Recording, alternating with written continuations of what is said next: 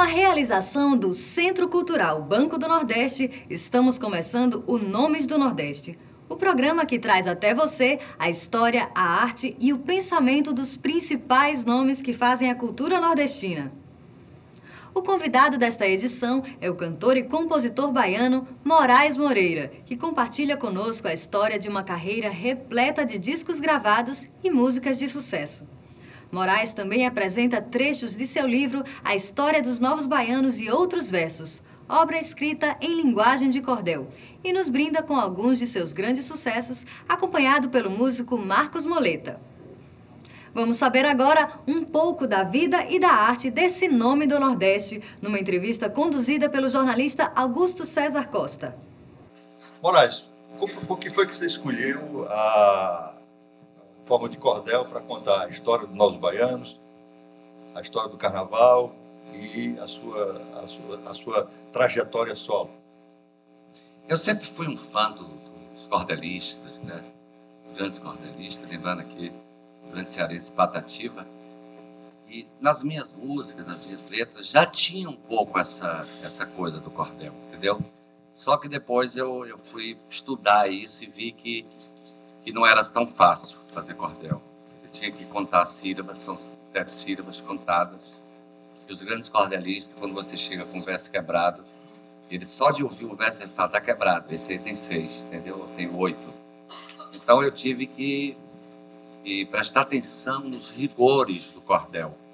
Tanto que no meu livro, que são 966 versos, contando a história dos Novos Baianos, eu fui rigoroso nessa contagem de sílaba e nas rimas e tudo, preservando assim a forma mais sofisticada, né, da literatura de cordel, do qual sou admirador e hoje posso até dizer que sou um cordelista.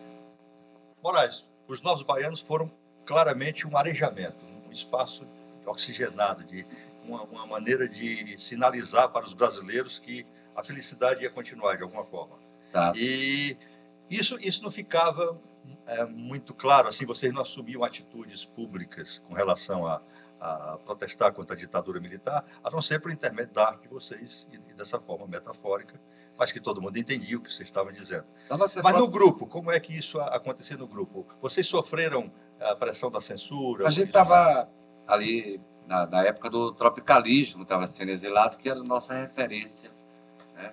Caetano, Gil, Gal Costa, Tom Zé, tanta gente, né, fazendo aquele movimento, e aquele movimento tinha acontecido e estava correndo o risco de ser sufocado, porque eles estavam sendo exilados.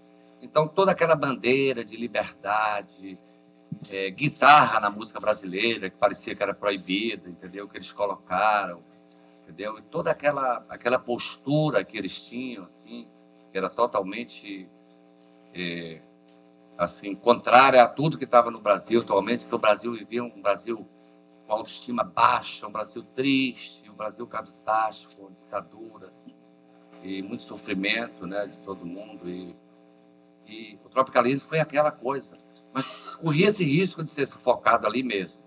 Então os Novos Baianos tiveram esse papel de não deixar aquela bandeira que foi levantada, essa bandeira, vamos deixar, estava ali hasteada, a gente tinha que segurar essa barra dessa bandeira e levar a coisa para frente. A gente chegou com muita ousadia, graças a Deus, com talento e tal, e fomos levando isso. Eles não sabiam o que a gente era. Eles falaram, não, um bando de maluco, tá aí. Mas a gente levava muito a sério a nossa música.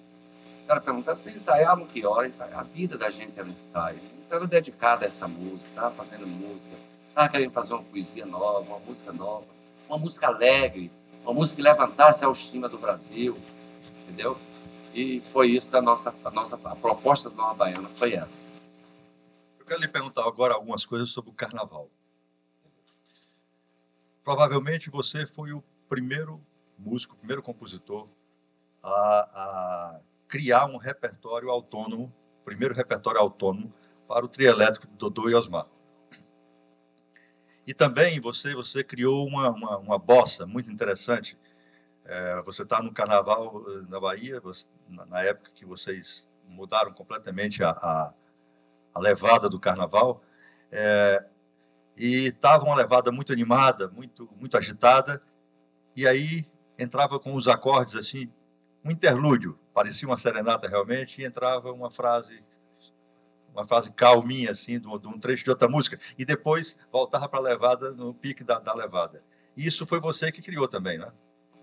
Essa coisa do carnaval, eu tinha um sonho de fazer o carnaval como Braguinha fez, como Lamartine, como Zequete, tantos outros fizeram, e aquelas músicas que todo ano todo mundo canta de novo.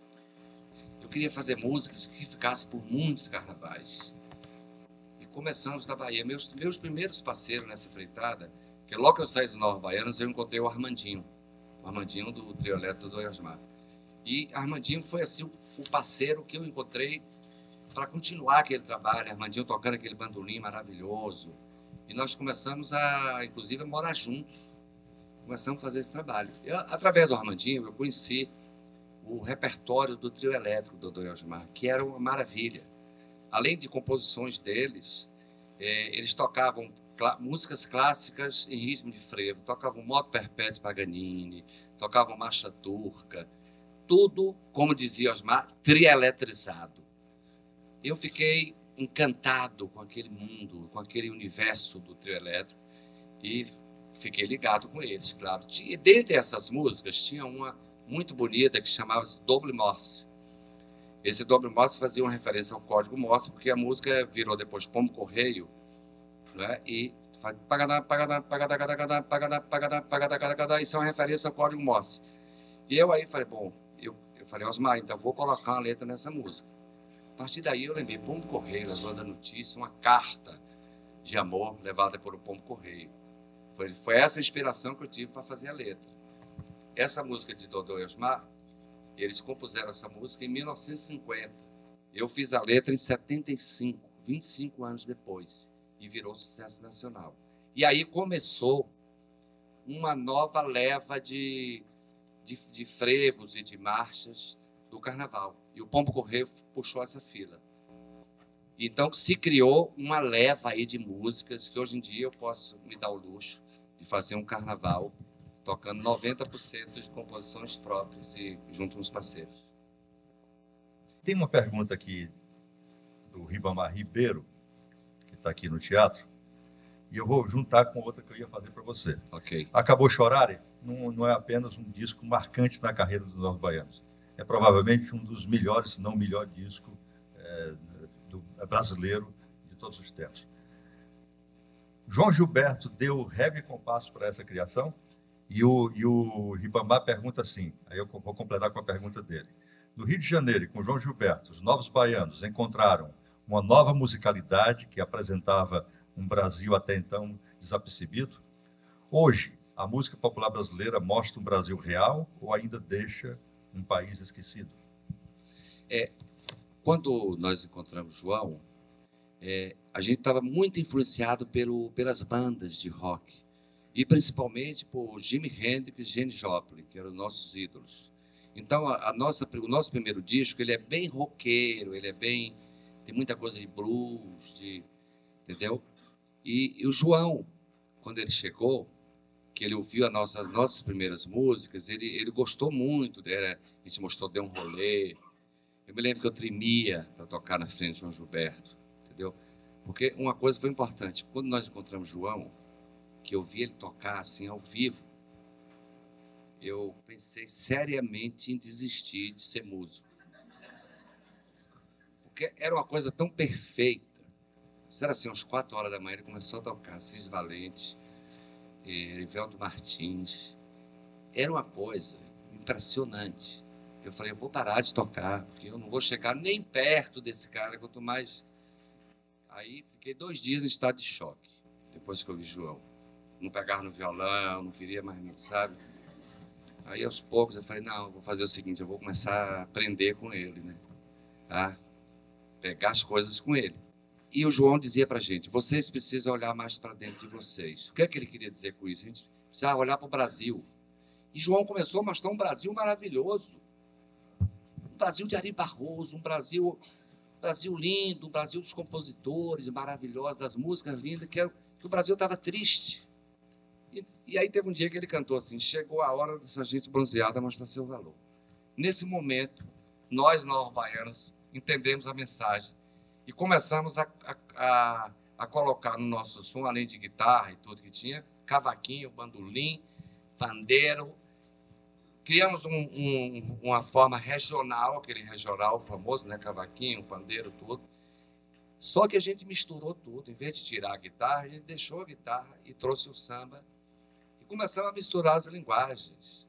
Misturar Jimi Hendrix com Jacó do Bandolim, Gede Jobre com Ademildo Fonseca, Chorinho com rock. E o pessoal ficou meio espantado, porque tinha um tempo que os caras queriam, a música brasileira tem tocando guitarra na música brasileira, os puristas, né, falando. E a gente apareceu misturando guitarra com cavaquinho, de repente estava tocando regional, virava para rock, e estava tudo certo. E a gente meio que fez essa fusão aí de uma forma muito brasileira e universal. E o João Gilberto é, sem dúvida nenhuma, o produtor espiritual do disco Acabou de Chorar. Entendeu? Com a chegada de João, a nossa cabeça pirou. Então, João está presente definitivamente na nossa vida. A gente nota uma preocupação muito grande com o Brasil, uma preocupação amorosa assim, com o Brasil, em toda a trajetória dos Novos Baianos e depois, claramente, na sua carreira solo. Verdade. Isso fica cada vez mais evidente. É como se você tivesse quase como uma missão pessoal sua, falar do Brasil, mostrar o Brasil para os brasileiros. Isso está bem expresso em Bazar Brasileiro, o Brasil tem concerto, Meu Nome é Brasil. Isso. Você continua otimista em relação ao país? Eu aprendi, desde que eu falei, que eu aprendi com o João, ver o Brasil de uma maneira muito bonita. Entendeu? Você imagine que na ditadura a gente conseguia ver um Brasil bonito. Imagine que hoje em dia a gente vai conseguir ver um Brasil muito mais bonito, entendeu? E apesar de todo o sofrimento que a gente sabe, apesar de violência, apesar da miséria, apesar de várias coisas, esse país é o maior país do mundo. Um país que não tem intolerância, um país que tem todas as cores, um Brasil mestiço, misturado, aqui tem tudo. Tem as diferenças, tem tudo, mas todo mundo convive. Então essa é a terra de todas as humanidades, esse é o grande Brasil. E a gente está cantando esse Brasil aí. Está cantando por quê? Porque a gente acredita. E sou um brasileiro inveterado. Moraes, o Fausto Nilo um dia me contava que você é um dos parceiros, se não o parceiro mais singular que ele tem, porque com outros parceiros ele faz música à distância. E vocês costumam fazer música, vocês começaram fazendo música à distância, mas à medida que foram ficando mais amigos, começaram a fazer música junto. Queria que você falasse sobre isso, sobre essa relação de criação com o parceiro Fausto Nilo. Eu tive muita sorte de encontrar uns parceiros maravilhosos. Tem a última parte do livro chama Que Parceria? Que Parceria? Né? Então, é justamente os meus parceiros poetas, que eu tenho um parceiro poetas e parceiros músicos. Esses parceiros, essas parcerias foram acontecendo. A gente, nem eu, nem eles, a gente não planejou, a gente foi se encontrando na vida. Lá no Rio de Janeiro, Fausto no Rio, a gente começou a se encontrar e começou a se identificar muito, porque a gente é do interior. Então a gente já tem um entendimento. E já chegou a ponto de Fausto falar assim, eu estou com a letra aqui, eu falei, eu estou com a música nova também. E de repente a gente juntar e dá tudo certo. Já fizemos música por telefone, já fizemos música com violão faltando corda. E hoje em dia a gente chegou a um ponto de entendimento que tem músicas nossas que a gente não sabe mais quem foi o autor da letra, o autor da música. Já misturou, entendeu? E eu falo, ser parceiro é como ser irmãos.